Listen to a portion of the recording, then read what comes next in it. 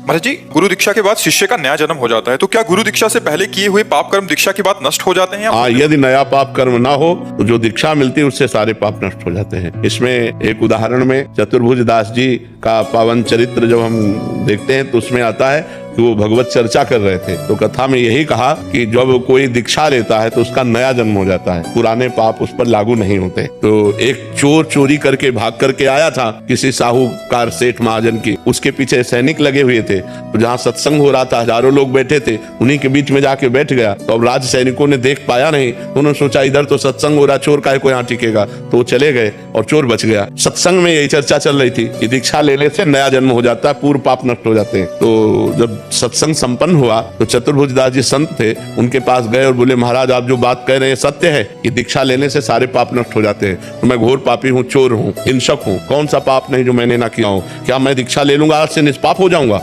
बोले आज से हाँ निष्पाप हो जाओगे। तो बोले दीक्षा दीजिए। तो चतुर्भुज दास जी ने कि ये सही अधिकारी है, अभी इसका मूड बन गया है, नहीं तो हो सकता है कि कभी जिंदगी में इसका क्योंकि हिंसक स्वभाव का है, तो उन्होंने तुरंत उसको दीक्षा दी, मूड मुड़वाया, कंठी पहनाई, तिलक लगाया, द्वादश तिलक। और दूसरे दिन वो निर्भय होकर घूम रहा था। तो साहूकार अपने सैनिकों के साथ तो था सेठ खोज रहा था, अरे बोले यही है, उसको बंदी बना लिया गया, राज दरबार में ले गए। राजा ने कहा तुमने चोरी की है? उसने कहा इस जन्म में नहीं। बोले महाराज जन्म की बात नहीं है, कल की बात है, कल इसने चोरी की है। उसने कहा मैं कसम खा सकता हूँ कि इस जन्म में चोरी नहीं की। साहूकार ने कहा मैं कसम खा के कहता हूँ कि इसने कल चोरी की है, ये केवल भेष बना लिया है, मूड मुड़ा लिया, तिलक लगा लिया, लेकिन है यही। अब दोनों अपनी अपनी कसम पे। तो उस समय जो पद्धति चलती थी सत्य को प्रमाणित करने के लिए, तो एक लोहे का फार गर्म किया जाता था और पीपल की छोटी सी नवीन पत्ता ऐसे रख दिया जाता था और उसके ऊपर सूत ऐसे बांध दिया जाता था, और वो लोहे का जलता हुआ फार हाथ में ले और सूत जले ना और 7 कदम चल के फेंक दे, वो सत्य माना जाता था। तो ऐसा ही चोर के साथ किया गया, जे ही पूरी पद्धति करके ऐसे फार। तो उसने कहा गुरुदेव ने कहा था कि दीक्षा लेने के बाद नया जन्म होता है, ये अंदर, और जोर से बोला मैंने इस जन्म में कभी पाप नहीं किया, और 7 कदम चला, फेंक दिया, बिल्कुल सूत ज्यों का त्यों।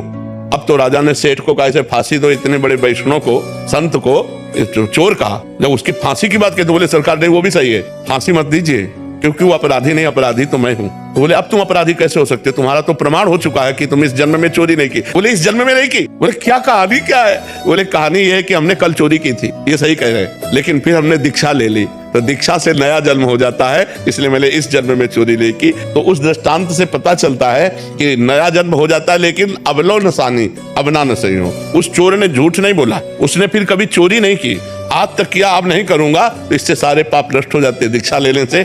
अगर दीक्षा लेकर फिर पाप करे तो पक्के रजिस्टर्ड पाप होते, फिर वो भोगना पड़ता है।